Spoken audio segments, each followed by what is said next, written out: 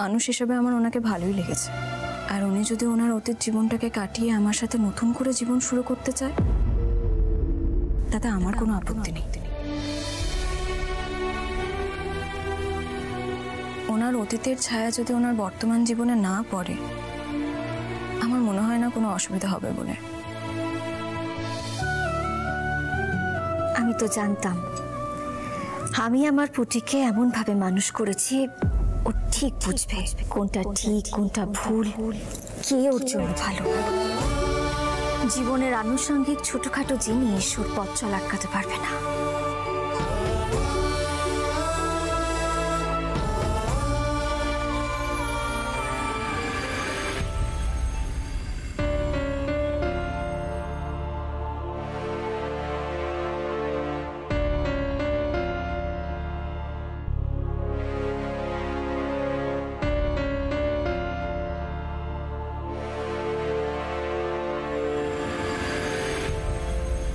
মুখে কিছু নোনতা দিন দিদি,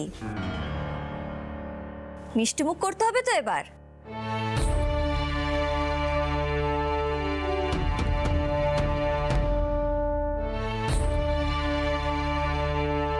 তার মানে শ্রীপর্ণা কি? শুধু শ্রীপর্ণা না, আমরা তিনজনেই এই সম্বন্ধে রাজি।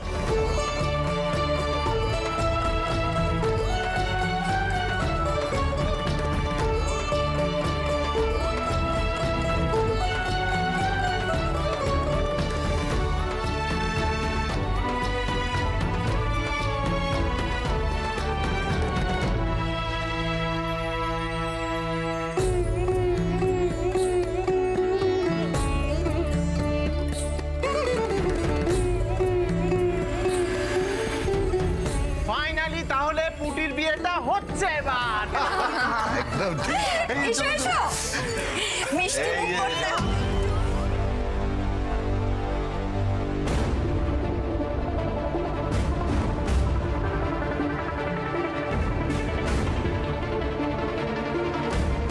পর্ণার এত আনন্দ, এত সুখ আর সহ্য করা যাচ্ছে না।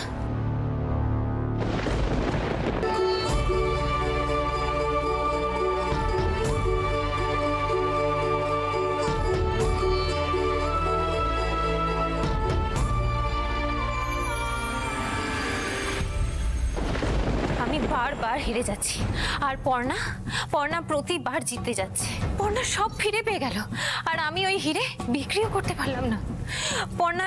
পর্ণা নিজের বরকে খুঁজেও পেয়ে গেল আর এখন সৃজনের সমস্ত স্মৃতিও ফিরে এলো। আর পুটি তারও একটা ভালো জায়গায় বিয়ে ঠিক হয়ে গেল।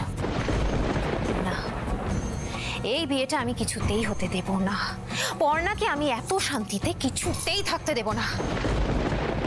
মা, আমার কেন জানি না মনে হচ্ছে তুমি এটা ঠিক করছো না মা।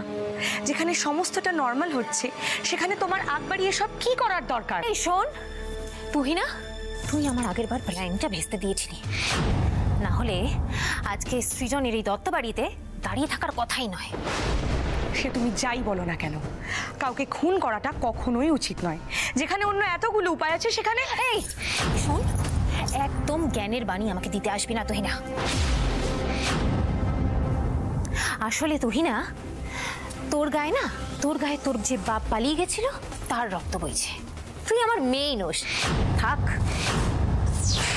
বেশ তো, তাহলে থাকো তুমি তোমার হিরে নিয়ে।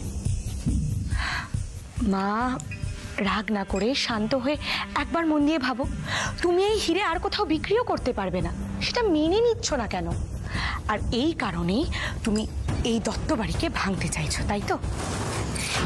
শয়তান মেয়ে, বেশি কথা ফুটেছে না মুখে? হ্যাঁ, আবার লাগছে, ছাড়ো। জন্যই তা দেখছি তুই না আমাকে একদম জ্ঞান দিতে আসবি না। হ্যাঁ, আমি কি করব না করব তুই আমাকে শেখাবি, নীতির পাঠ পড়াবি তুই? হ্যাঁ, আজকে তুই যেখানে আছিস না সবটা আমার জন্য। আমি চাইলেই তোকে পথে বসিয়ে দিতে পারি, তাই আমি যেভাবে বলবো সেটা শুনে চলবি, বুঝেছিস? একটা কথা ভালো করে শুনে রাখ তুই না, এই বাড়িতে যখন ঢুকেছিস তখন আমার কথা অনুযায়ী চলবি।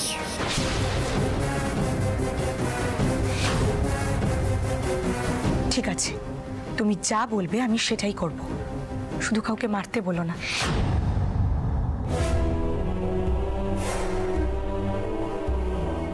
বেশ, তোকে একটা অন্য কাজ দেব, কিন্তু সেই কাজটা তোকেই করতে হবে। তোকে পুটির আর অভিষেকের বিয়েটা ভাঙতে হবে। আমি খুব ভালো করে জানি মেয়ের বিয়ে ভাঙলে পর্ণার এই হাসি, এই অহংকার এক নিমেষে ধুলোয় মিশে যাবে। পর্ণাকে আমি কিছুতেই শান্তিতে থাকতে দেব না। কিন্তু মা, আমি কি করে এই বিয়ে ভাঙবো? সেটা তোর ব্যাপার, কিন্তু এই বিয়ে তোকেই ভাঙতে হবে।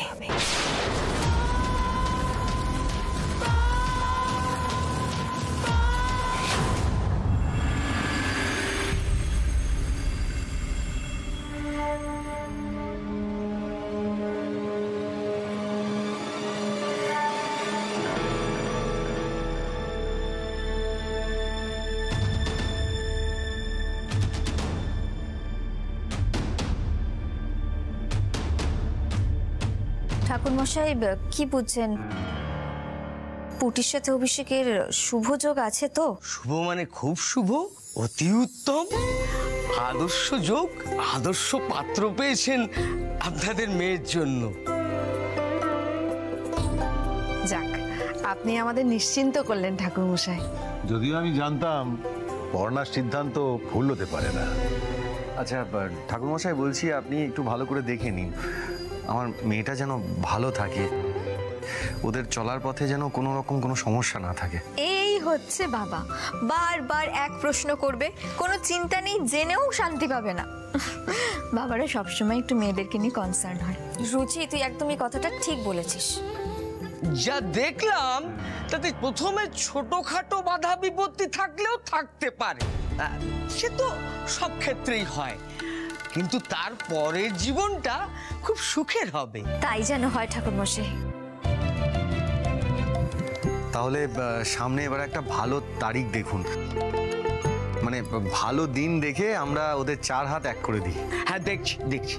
বলছি, তো তোমরা কি এখনই বিয়ে দেওয়ার কথা ভাবছো? ও মা, কথা শোনো মেয়ে। আরে বাবা, শুভ কাজে দেরি করতে আছে নাকি? না, ভাবতে অবাক লাগছে যে এই পুটিটাকে দেখেছিলাম এইটুকু পায়ে পায়ে ঘুরতে,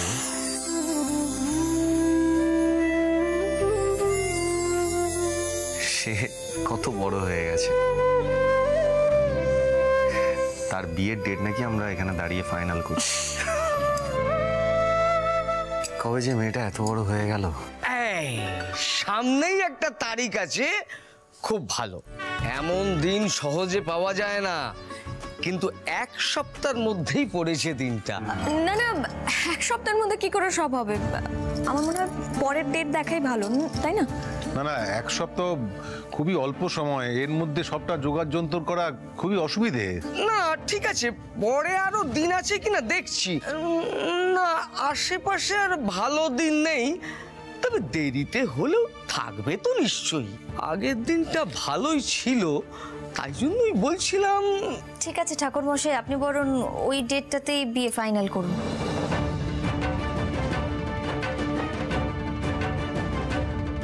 কিন্তু পর্ণা, এত কম সময়ের মধ্যে এত সব ব্যবস্থা করা তো খুব কঠিন। আমি বুঝতে পারছি সৃজন, কিন্তু ঠাকুরমশাই যখন বলছেন যে ওই দিনটা খুবই শুভ, সহজে এরকম একটা ডেট পাওয়া যায় না, তখন ওই দিনটাই থাক। আর দেখো, আমরা সবাই তো আছি, হাতে হাতে হয়ে যাবে কাজ।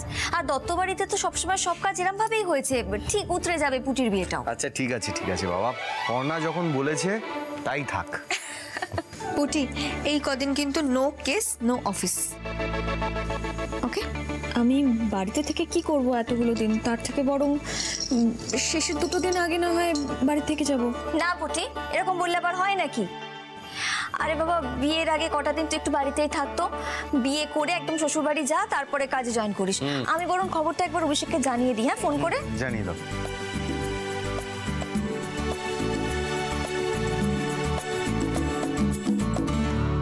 হ্যালো অভিষেক, আমি শ্রীপর্ণার মা বলছিলাম। হ্যাঁ হ্যাঁ বলুন না। আসলে বাবা তোমার মায়ের নাম্বারটা তো নেওয়া হয়নি, সেই জন্যই আর কি তোমাকে ফোন করে জানাচ্ছি। আমি কি দেবো মায়ের নাম্বার? না না, সে না হয় তুমি পরে পাঠিয়ে দিও। আসলে কি হয়েছে বলো তো, আজকে ওই ঠাকুর মশাই পাজি দেখে একটা ডেট বললেন, মানে এই সপ্তাহের শেষের দিকে। তাই আমরা সবাই ভাবছিলাম ওই দিনই যদি তোমাদের 4 হাত এক করে দেওয়া যায়। যদিও একটু তাড়াহুড়ো হয়ে যাচ্ছে, তবে তোমাদের অসুবিধা থাকলে আমাদের জানিও কিন্তু। না না, আমার কোনো অসুবিধা নেই, এমনি তো বিয়ের জন্য আমাকে ছুটি নিতেই হতো। ঠিক আছে বাবা, তাহলে তুমি একটু বাড়িতে কথা বলে আমাদের জানিও, তাহলে আমরা ওই ডেটটা ধরেই এগোবো। হ্যাঁ হ্যাঁ, আপনারা ওই দিনটা ধরেই এগোন। আমি তাও একবার বাড়িতে কথা বলছি, বা আমি মাকে একবার বলি আপনাদের সাথে কথা বলতে। বেশ বেশ, ঠিক আছে। আমি তাহলে এখন ফোনটা রাখি, তুমি সাবধানে থেকো। হ্যাঁ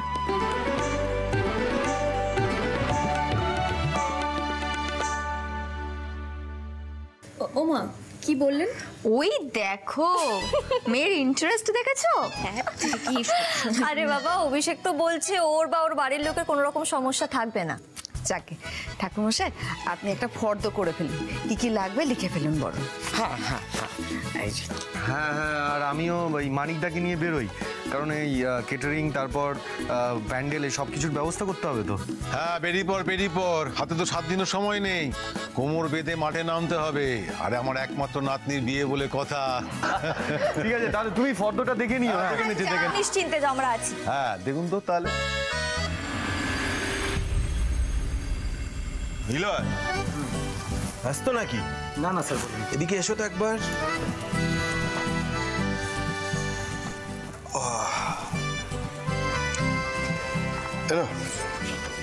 সবার জন্য মিষ্টি নিয়ে এসো। স্যার কেমন বলেছিলাম বলুন? আমার বলাতেই তো আপনি মাসিমাকে গিয়ে সব কথাটা বলেছিলেন, কি তাই তো? একটা কাজ করো, ওতে হবে না, এটাও না, নিজের জন্য 2টো এক্সট্রা মিষ্টি এনো। হয়েছে? এবার যাও। Thank you sir.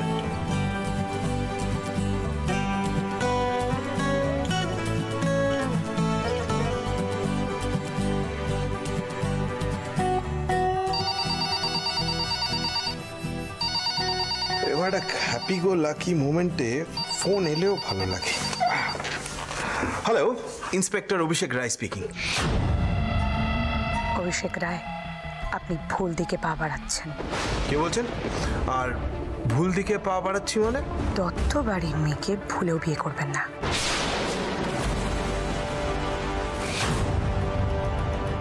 আমি বিয়ে? এই, কে বলছেন আপনি? সেটা বলুন আগে। এই মেয়ে কিন্তু গন্ডগোলের। এই মেয়েকে বিয়ে করলে আপনার জীবন শেষ হয়ে যাবে। আমাকে একটা কথা বলুন, আপনি আমার জীবন নিয়ে ব্যতিব্যস্ত হচ্ছেন কেন? আপনি কে বলছেন? ধরে নিন আপনার শুভাকাঙ্ক্ষী কেউ,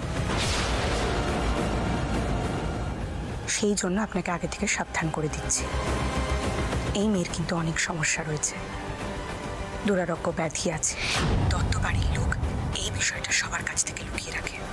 হাত চরিত্রের কথা তো ছেড়েই দিলাম, আজ একজন তো কাল আরেকজন। এই মেয়েকে ভুলেও বিয়ে করবেন না। হ্যালো হ্যালো,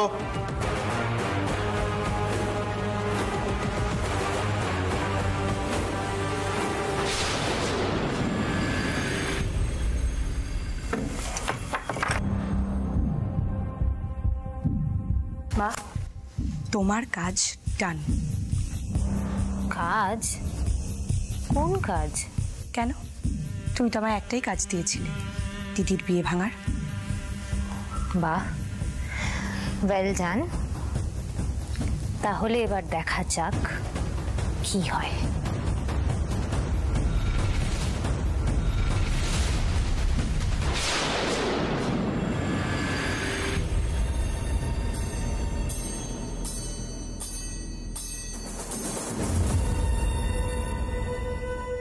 স্যার, এই যে মিষ্টি নিয়ে চলে এসেছি। কি ব্যাপার স্যার, কিছু হয়েছে? এক্ষুনি থানার ফোনে একটা ফোন এসেছিল।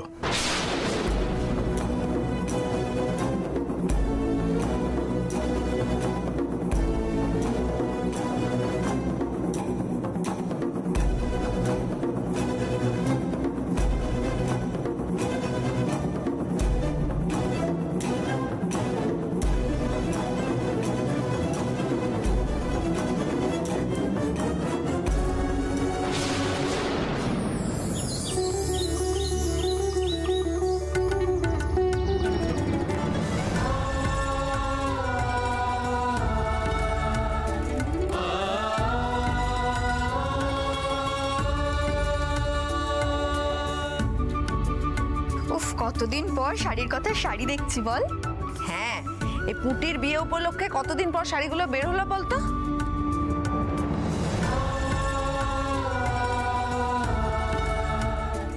জেঠি, এই শাড়িটা দেখো কি সুন্দর না, পুটিকে খুব মানাবে। পুটি, এই পুটি, এদিকে আয়, এদিকে আয়। আরে আয় না। দেখি হ্যাঁ ওর গায়ে ফেলে কেমন দেখাচ্ছে, দেখি। বা পর্ণা, এটা কিন্তু খুব ভালো মানিয়েছে পুটিকে। আচ্ছা এই শাড়িটা দেখ, এই শাড়িটাও খুব সুন্দর। পুটি, তোর গায়ে হলুদে এই শাড়িটা পরিস। এই পর্ণা, গায়ে হলুদে পরার জন্য আমাকে একটা শাড়ি বেছে দিস। বন্ধু কাকি, তুমি আর বড় হবে না বলো? কেন রে পুটি? হ্যাঁ, তোর বিয়ে বলে তুই একা সাজবি নাকি? আর কেউ সাজবে না? আচ্ছা পর্ণা, দেখো তো অভিষেককে এই পাঞ্জাবিটা ভালো মানাবে না? হ্যাঁ, ভীষণ সুন্দর। হ্যাঁ, এটা তো বেশ ভালো পাঞ্জাবি। আরে আমার ছেলে কিন্তু চয়েস আছে, এটা পরে অফিসার বিয়েতে বসবে। ফাইনাল একদম। ও মাই গড, কত শাড়ি! এর মধ্যে আমার কোনটা? তোমার যেটা পছন্দ নিয়ে নাও না। আচ্ছা, আমিও নমস্কারী শাড়ি পাবো তো? ও মা, তুমি নমস্কারই পাবে কেন? তুমি তো সম্পর্কে ওদের থেকে ছোট। হ্যাঁ, তত্ত্বে তোমার জন্য শাড়ি আসবে ঠিকই, কিন্তু সেটা নমস্কারই না মা। আমার মেয়েটা না এই ব্যাপারে একদম আমার মতো হয়েছে। ভালো শাড়ি গয়না দেখলে নিজেকে আর আটকে রাখতে পারে না। যাকগে যাক, ওদের ওখান থেকে দু একটা শাড়ি ঝেপে নিলে ভালোই হবে। ওমা বাব, একে তুমি এসো, সব ভেতরে এসো। কে এসেছে? এসো ভেতরে এসো, এসো বসো। তা পুটি, এটা কি সারপ্রাইজ ছিল নাকি তুই আগে থেকে জানতে শুনে আসবে? বন্ধু কাকি কি যে বলো না, আমি আগে থেকে কিচ্ছু জানতাম না।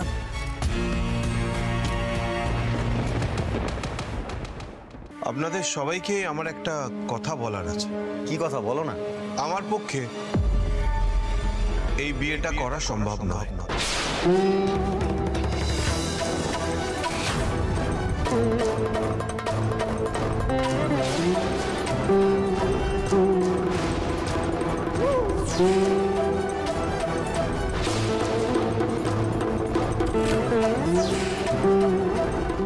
কি এসব কি বলছো কি তুমি?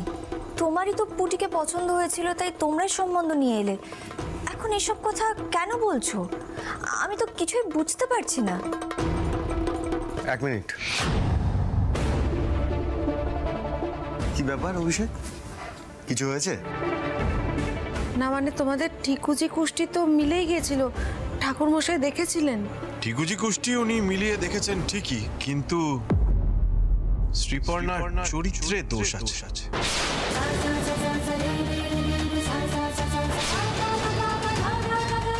অভিষেক, অভিষেক, প্রথমত তুমি এই কথাগুলো কি বলছো, কেন বলছো সেটা আমি বুঝতে পারছি না, আমি জানি না। তবে একটা কথা আমি স্পষ্ট করে তোমাকে বলে দিচ্ছি, আমার মেয়ের সম্পর্কে সমস্ত আজে বাজে কথা একদম বলবে না।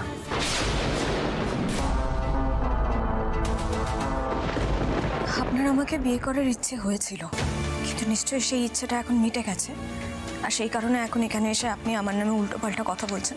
বলুন।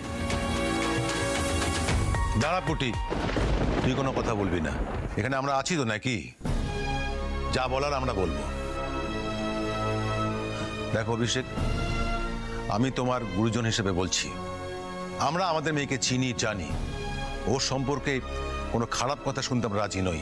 হ্যাঁ, আপনারা চেনেন, জানেন, কিন্তু তারপরেও আমার কাছে লুকিয়ে গেছে। ওর শুধু স্বভাব চরিত্র ভালো না সেটা নয়, ওর দুরারোগ্য একটা ব্যাধিও আছে। আর এই সব কিছু লুকিয়ে আপনারা ওর বিয়ে আমার সাথে দিতে চাইছিলেন।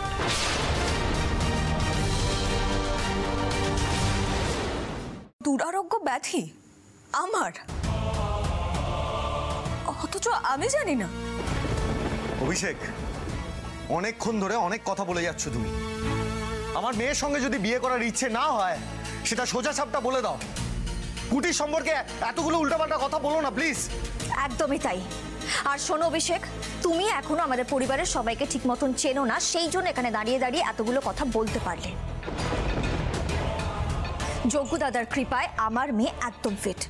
ওর কখনোই কোনো রকম অসুখ ছিল না, কোনো সমস্যা ছিল না। আর যদি সেরকম কোনো অসুখ বা সমস্যা থাকতো আমরা নিজেরাই তোমাকে সে কথা জানাতাম।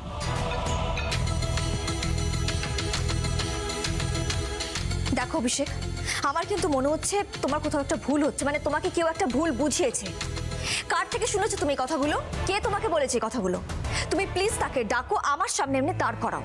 আমি তার সাথে কথা বলবো, আমি তার কাছে জবাব চাইবো যে সে কেন আমার মেয়ে সম্পর্কে এই সমস্ত আজেবাজে কথা বলেছে তোমাকে। সে কতটা চেনে আমার মেয়েকে, কতটা জানে আমার মেয়ে সম্পর্কে, সেটা আমিও জানতে চাই। আমি যাতে এইভাবে এসে কথাগুলো বলে বিয়েটা ভেঙে দিই, সেই জন্যই বোধহয় আমাকে এই কথাগুলো বলা হয়েছিল।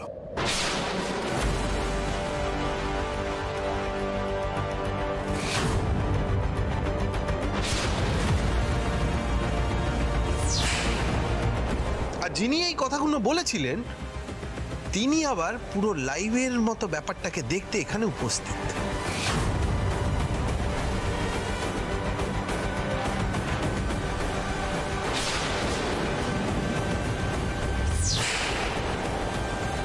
কি কি তুই না দত্ত?